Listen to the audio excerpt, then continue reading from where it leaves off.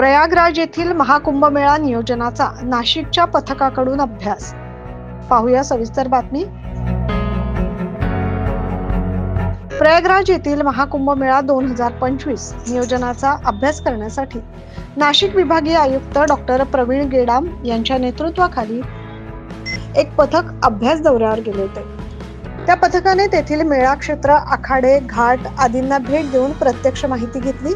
याशिवाय या पथकाने तेथील अंतर्गत वाहतूक नियंत्रण, गर्दी व्यवस्थापन, स्वच्छता आदींबाबत राबवलेल्या उपक्रमांची देखील पाहणी केली।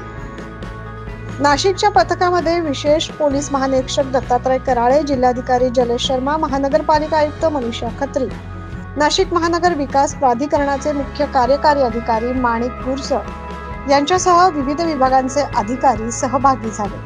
हे पथक सोमवारी नाशिकहून प्रयागराज येथे रवाना झाले होते। येत्या 2027 मध्ये नाशिक येथे सिंहस्थ कुंभमेळा होत असल्याने या पार्श्वभूमीवर सोहळ्याच्या तयारीच्या अनुषंगाने ही पूर्वतयारी केली जाते।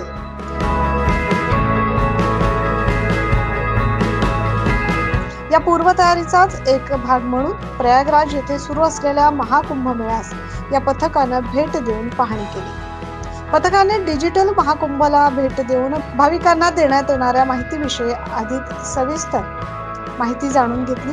याबरोबरच या पथकात समाविष्ट विविध विभागांच्या अधिकाऱ्यांनी त्यांच्या विभागांशी निगडित वरिष्ठ अधिकाऱ्यांची भेट घेऊन प्रयागराज येथे करण्यात आलेल्या सुविधांची माहिती घेतली।